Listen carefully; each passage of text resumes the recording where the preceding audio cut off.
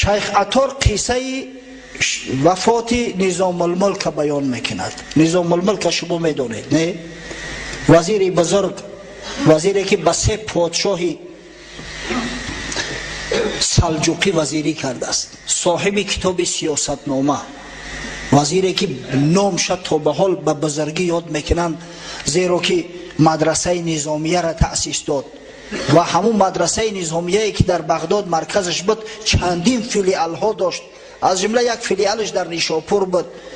باری اول در تاریخ بشر مکتب های عالی تأسیس داده است. باری اول در تاریخ بشر برای دانشجوها استیپندیا معین کرده است. این شخص بسیار شخصی بزرگ است، خادم است. از همون خاطر شیخ عطار قیسش میکند. شیخ عطاری که چندین عصر بعدتر بود، ببینید چی وصفش میکند. چون نظام الملک در نزد افتاد، گفت الها میروم بر دست باد. نظام الملک میگه وقتی که در نزد جانکنی افتاد، دست به دعا برداشت، گفت پروردگارا لحظه های آخرین حیاتم است. خالقا یا رب، به حق آن که من هر کی را دیدم که گفت از تو سخن، با همه نوع خریدار شدم، یاری او کردم و یار شدم. پروردگارا گفت من عبادات خدمت در پیش تو نمیکشم، شرم میدارم، زیرا هر چی کردم برای خودم کردم. نماز خواندم برای خود خواندم، عبادت کردم برای خود کردم، روزه گرفتم برای آخرت خود گرفتم. من برای تو همین قدر کار کردم پروردگارا. در هر کجا کسی را دیدم که سخن تو را میگفت، مردم به سوی تو میخواند، دعوت به دین تو میکرد، با همه نوع خریدار شدم، یاری او کردم و یار شدم. تکبیر! چقدر که تانستم کمکش کردم، دستگیریش کردم. در دم آخر خریداریم کن، یاری به یاران تی یاریم کن. پس پروردگارا گفت به خاطر آن که من خادمان دین تو را دستگیری کردم، به خاطر آن که من بزرگان اسلام دستگیری کردم، شخصایی را که سخن خدا را میگفتن دستگیری کردم، در همین آخرین لحظه ها خدایا خود دستگیری میکن. زیرا یاری به یارا تو هستی، یاری به کمک فقط از تو است. سبحان الله. خشو به حال جوان مردایی که در آخرین لحظات حیات پیش خدا همین دعا را کرده میتونن. انشاءالله خدای تعالی مزد کار اینا را هرگز ضایع نمیگذارد، زیرا پیغمبر خدا صلی الله علیه و سلم بشارت داده است المرء مع من احب، هر مرد همراه محبش حشر می شود. معلومات دقیق به سمع شما خواهیم رسانید. الحال من میخواهم درباره مراتب راویان و طبقات راویان با شما یک صحبت مختصرک داشته باشم. راوی کی را میگویند در حدیث؟ کسی که حدیث از او روایت شود. از فلانی گفت فلانی به من روایت کرد، گفت فلانی به من روایت کرد.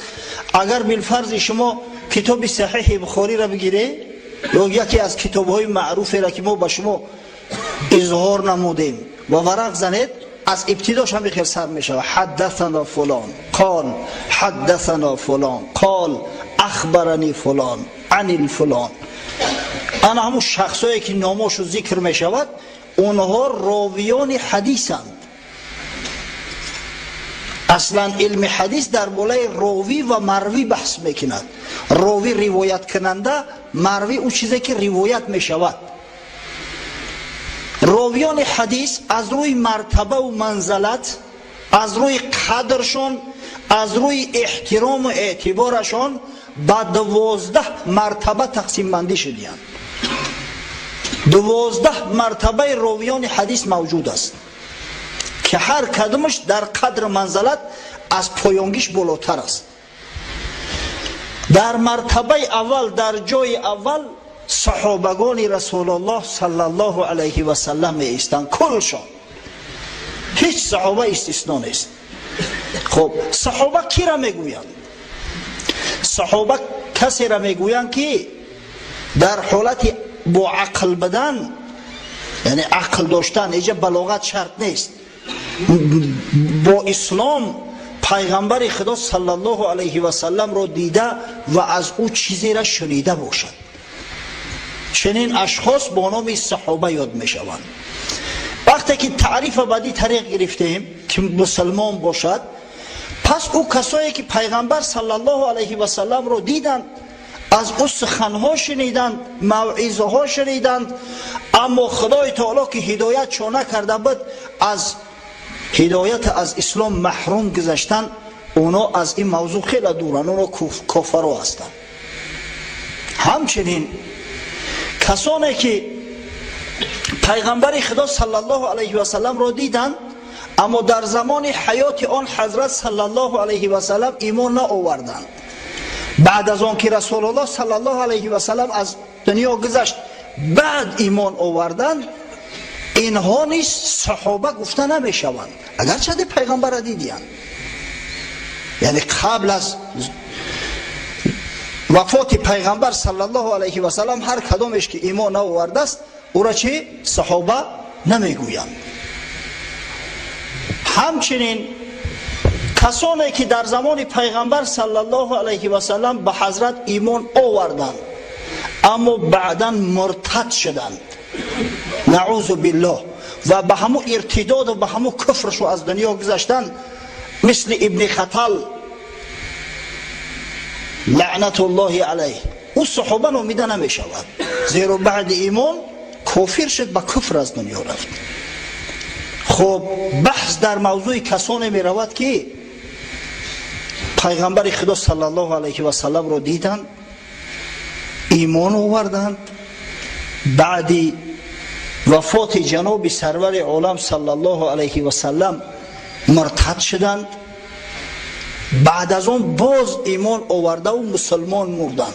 که آیا این طایفه مردم صحابه گفته می شود یا نه؟ مثلا قره ابن میسره و اشعث ابن قیس کندی، این دو شخصیت های بسیار معروف اسلامی هستند.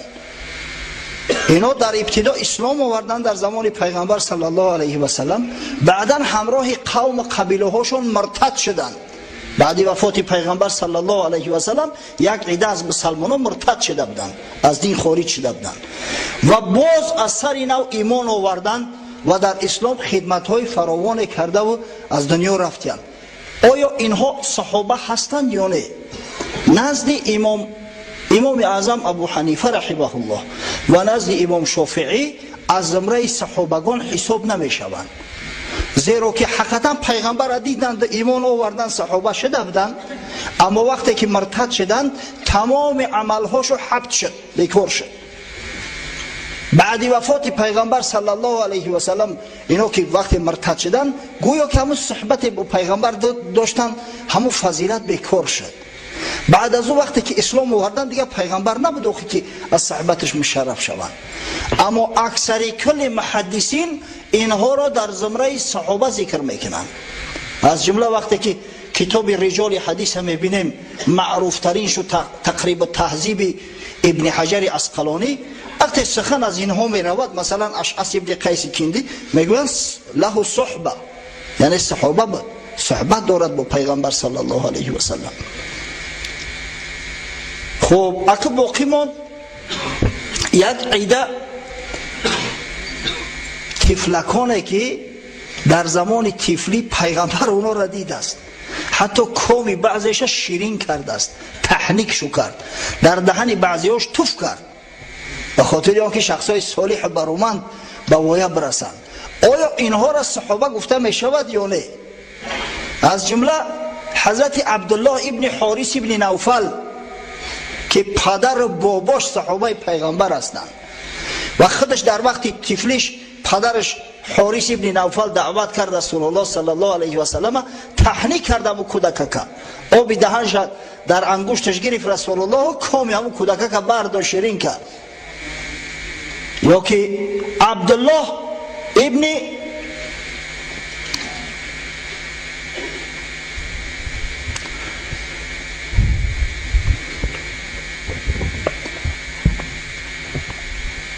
خب یک چند نفر دیگر هستند، حالی نامش که در خاطرم زد، عبدالله ابن ابو طلحه، ببخشید، اینا تفلک بودن، پیغمبر را دیدن اما صحبتش نشنیدن، او وقت عقل نداشتن.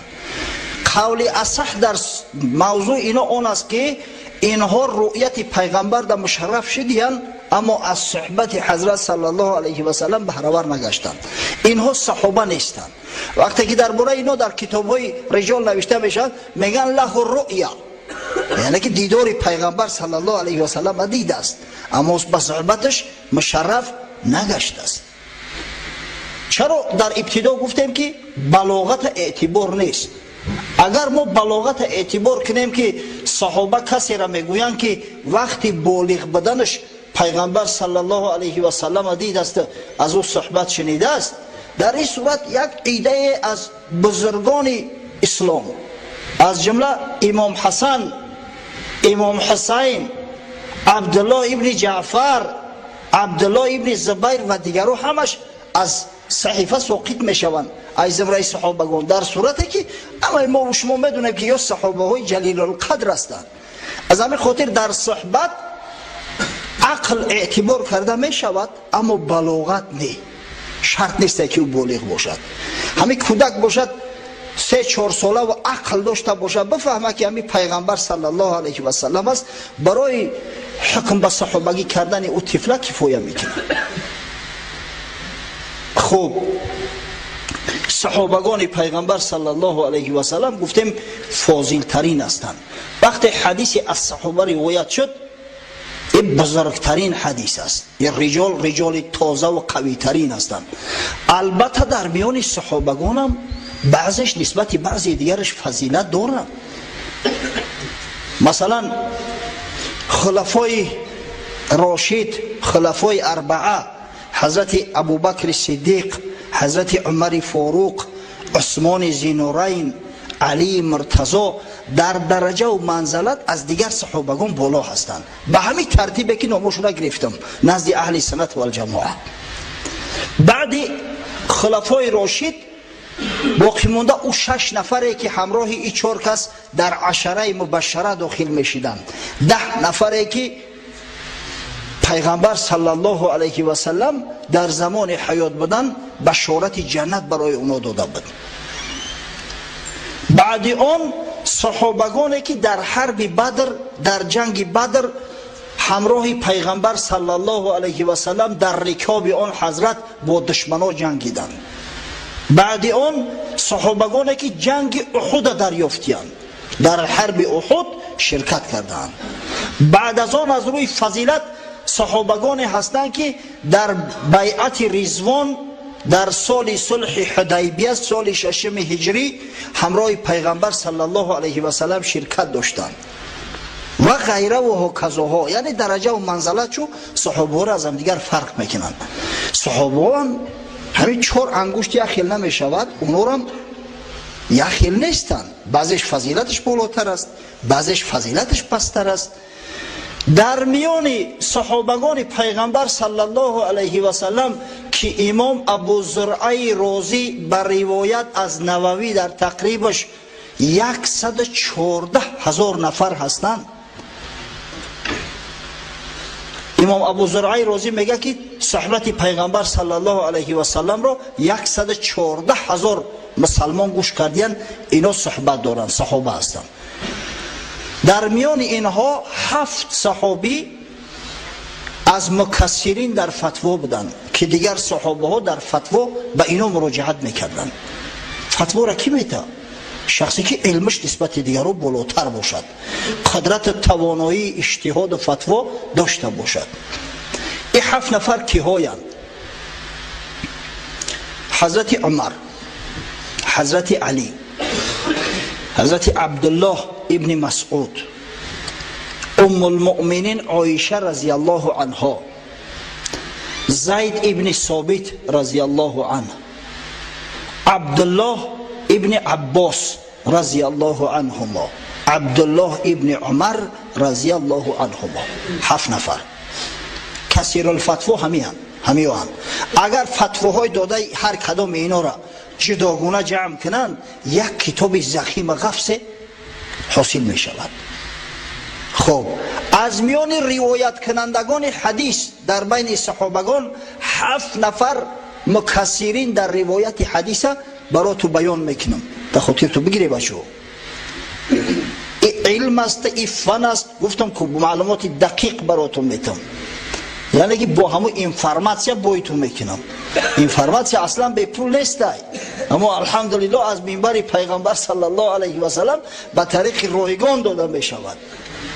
نباشه همون اینترنت هم بدروی تو پول نبتی اینترنت ها اینفرماسیا دسترس کردن نمیتونی. خب در میان صحابگانی که از رسول الله صلی الله علیه و سلم حدیث روایت کردند، در جای اول حضرت ابو هریره راوی امت می ایستد رضی الله عنه. از حضرت ابو هریره در کتب صحاح و غیر آن 5374 حدیث روایت شده است. 5374 حدیث صحیح از حضرت ابو هریره روایت شده است. تصور میکنید؟ صحیح بخاری چند حدیث داشت؟ در یه هفته فراموش کرده 7563. تصور کنید فقط حضرت ابو هریره 5374 حدیث روایت کرده است. سببش پرسیدن، گفت وقتی که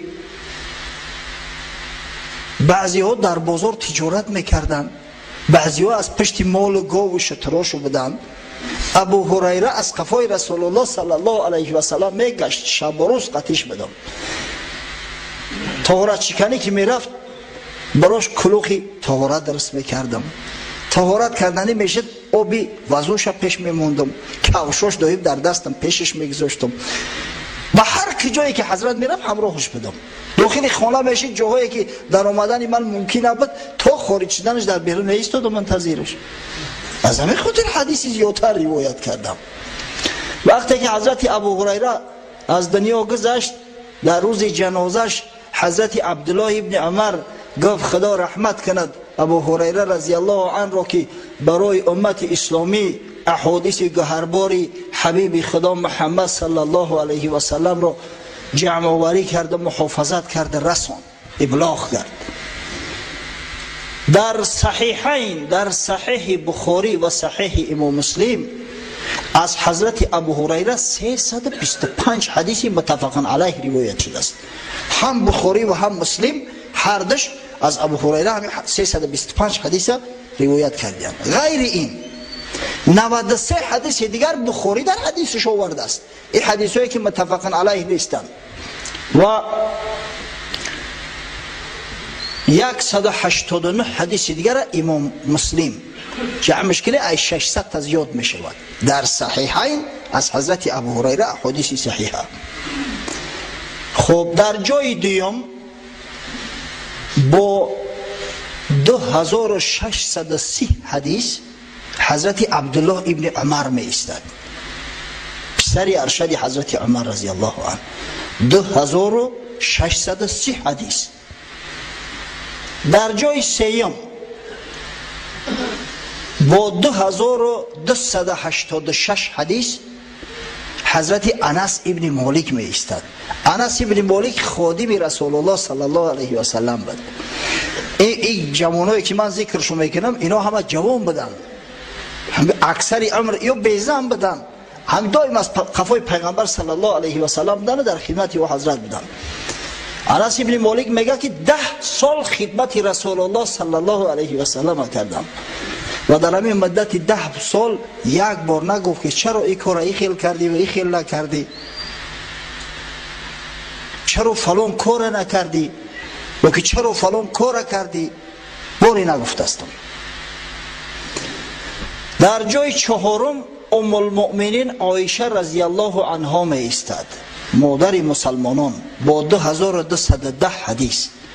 اکثر کل حدیث هایی که وابسته به حیض زن است، به نفاس زن است، به معامله و مناسبت بین مرد زن است، همه چیزهایی که بسیار مهم هستند از الله عنها روایت شده است.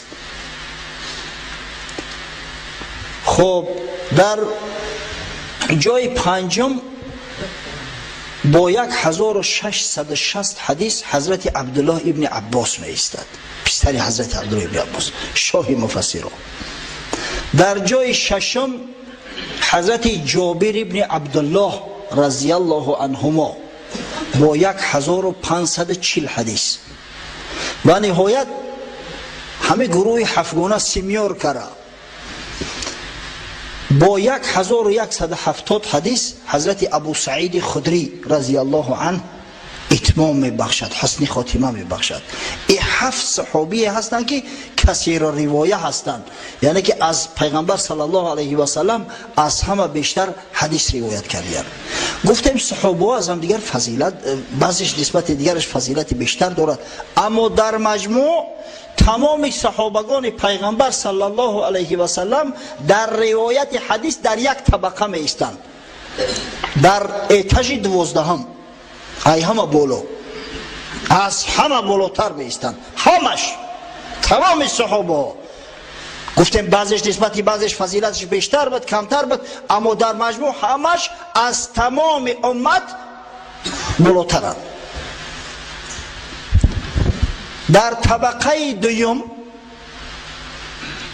یعنی بعد صحابگان، راویان می ایستند که از آنها با صیغه تفضیل یا با تأکید ذکر شده است، صفتشون اومده است. مثلا میگن اوثق، اوثق یعنی ثقترین، یا که لفظی تأکید قطعی میآید، ثقتون ثقه، این ثقه هست و ثقه هست، دو بار تکرارش میکنن. و بعضی ها قسم میخوان به خدا و به خدا، با یک بار اکتفا نمیکنن. یا که مثل وقت میگن که ثقتون حافظ، این ثقه حافظ است. انمی طبقه دوم این مردم تشکیل میکنن. فرق نداره در کدام عصر زندگی کرد، پیشتر بود قفاتر بود. مثلا هستن شخصایی که در عصر 3 زندگی میکردن، عصر 3 هجری، اما در همین زمره دوم داخل اوثق داخل هستند. مثلا محدثای بزرگی که ذکرشان رفت. پس اوثق، ثقتون ثقه، ثقتون حافظ، کسایی که به همین تعریف و توصیف ها مشرف گشتن در دوم جا می ایستند. در جای سوم راویان می ایستند که در کتب احادیث، در کتب ذکر رجال با نام ثقه یا ثبت یا عدل ذکر شدیان. اینا را خیلی مرتبهشون بلند است. وقتی شخصی را گفتن ثقه است، یعنی که در این یگان ذره شبهه نیست، جای سوم اشغال میکنند. در جای چهارم راویان می ایستند که اونها را با لقب صدوق لا بأس به وصف کردند. صدوق یعنی راست قول، راستگو. لا بأس به یعنی در روایتش هیچ باکی نیست، روایتش درست است. یا طبقه چهارم تشکیل میکنند. در جای پنجم راویان می ایستند که در حق اونا گفته می شود صدوق سیء الحفظ او ربما یخطئ. صدوق است، راستگو است، نه که حافظش سست است میگن، بعضا خطا هم میکنه. این طایفه در جای پنجم ایستند. در جای ششم راویان می ایستند که روایت کم دارند، قلیل روایه هستند. اگر روایت این طایفه، یعنی همین طایفه ششم، یگان متابع داشته باشد، یعنی یگان راوی کثیر روایت اگر همین روایت کرده باشه، روایت این قلیل روایت هم میگن مقبوله، قبوله. اما اگر نداشته باشه، این میگن لین الحدیث، حدیثش بسیار ملایمه که، بسیار نرمه، به قوته که. خب طبقه هفتم دا اومده. طبقه هفتم راویان هستند که کسی اونها را توثیق نکرده است، هیچ که نگفته است که همین ثقه های، مردک خوب های، صدوق های، همین خیلی گپ در حق شو نگفتیان. روایت دارن اما کسی توثیق شو نکرده است. روایت زیاد کردن از اونها، هیچ که تعریف شو نکرده است. این طایفه را با نام مستور یا مجهول الحال یاد میکنن. وقتی کسی را گفتن مستور است یعنی پوشیده است، ما نمیدونیم کی بدن جا، مجهول الحال است، حالش نمیدونیم، ثقه است غیر ثقه است نمیدونیم. پس این طبقه هفتم تشکیل میکنه. در طبقه هشتم راویانی هستند که یک شخص از اونا روایت کرده است و کسی هم توثیقش نکرده است، هیچ که تعریفش نکرده است. از اون طبقه با چی فرق میکنن؟ ایو را فقط یک کس روایتش را آورده است، او گروه هفتم شخصی بسیار آورده بود. این طایفه هشتم مجهول میگن. اگر طایفه هفتم مجهول الحال یا مستور میگفتن، هشتم مجهول نامیده میشود. بعدی مجهول در طبقه نهم در چه بگم اکا این اتش سیه میشود شمای پایون. شخصان میستن که کسی توثیقشون نکرده است، کسی تعریفشون نکرده است، بعضی ها تضعیفشون کردیان، گفتن همی ضعیفه، او هنری نداشت در حدیث. این طایفه با نام ضعیف یاد میشوند، میگن که حدیث ضعیف است. چرا؟ زیرا که در میان راویاش یک کس همین طایفه هست، هر یک کس همین طایفه باشه برای ضعیف حکم کردن حدیث کفایه میکنه. در طبقه نهم دا اومده، دهم راویان میستن که کسی بیچاره ها را توثیق نکرده است، برعکس طعنه و ملامت زیاد چو کردیان. همین قدر طعنه زدگی هم که حتی بعضی ها میگن که یا ارالش میکنن، روایت یک کس بر روایت دیگر کس آمیخته میکنن، نرخی سبزی را پیاز نمیفهمن. اینا با نام متروک الحدیث، واه الحدیث ذکر میشوند. او بسیار ضعیفند. مثلا حدیثی ضعیف، شخصی ضعیف طبقه نهم اگر به 3 طریق روایت شود به درجه حسن لغیره میشود، محتاج میشود. حالا ان شاء الله در این موضوع میزنیم. اما اگر همین متروک الحدیث 10 طرم که جمع شود، به 10 طریقه هم که روایت شود، حکمش همون ضعیف میمونه.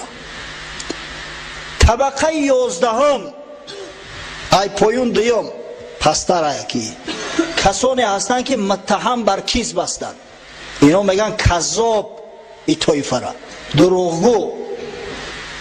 شاید دروغش در صحت شریف احادیث پیغمبر صلی الله علیه و سلم ثابت نیست، نه که در حیات دروغگو به دست آخی جوان من کذاب.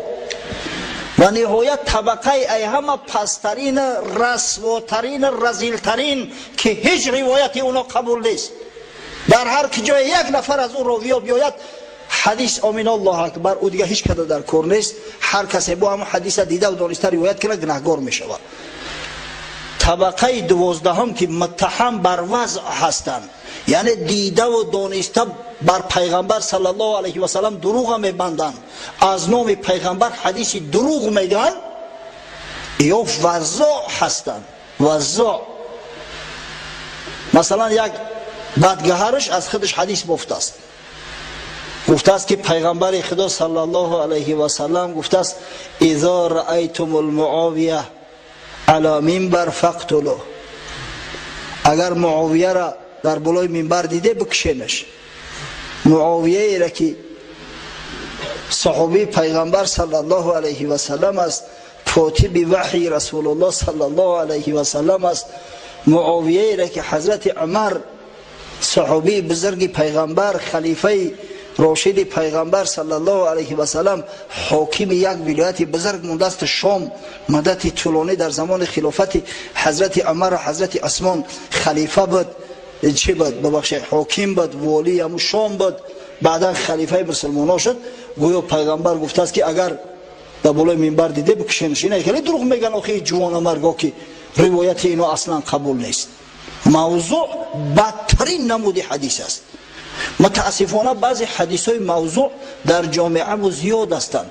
برای چی قدر جام کهانده و شما را گرنگ میکنم، خودم گرنگ میشم، طبقه تقسیم میکنیم. بیچاره عالمای قدر خون جگر خورده و به طبقه تقسیم کردین، بس هم شما میرسونیم. خشتونه در سر تو بگیری. حدیثی متواتر از رسول الله صلی الله علیه و سلم است: الا من کذب علی متعمدا فلیتبوأ مقعده من النار. آگاه باشید بگه حضرت، هر کس بر من دیده و دانسته دروغی را میبنده به دست خودش جوش در دوزخ تیار کرده است. جای خودش جای خوبش در دوزخ به دست خود تیار کرده است. بدبخت. حتی بعضی محدثان میگن هر کس دیده و دانسته حدیث موضوع را میگه کافر بشود، از اسلام خارج بشود. خب این سخن بود درباره مرتبه و منزلت راویان حدیث. دیده که یک خیل نبودیان، یک شکل نبودیان، خودتون حس کردی آخی ها؟ انامی چه خیلی که در همین زمانه ما آدمو یک شکل یک رنگ نیستن، یکیش افضل است، یکیش فاضل است، یکیش جاهل، یکیش اجهل ابله. انامو راویای حدیث هم در یک پویه و در یک درجه نیستن. پس ما حق نداریم همه را به یک آرشین میکشیم. بعضا طعنه میزنن فلان ملا گفت که برای سر قبر ای خاک مرده بگی بیا در طعامت ارالش که بخو انشالله شفا میابی. آخر روی همون ملا هم در گور و روی تر شنونده هم در گور. جادوگر هم ملا میگن، ساحر هم ملا میگن، در این عصر نمیدونم هر ابله خری کوچر هم ملا میگن. پشتونه در سر تو بگیری. آخه این کسی که علمش ثابت نیست، کسی که مثلا عقلش ثابت نیست، کسی که درجه و منزلتش شناخته نشده است، مجهول است، چخیر شما از او روایت میکنید و میگه فلان آدم گفت، فلان ملا گفت. خب تو نگرفته است.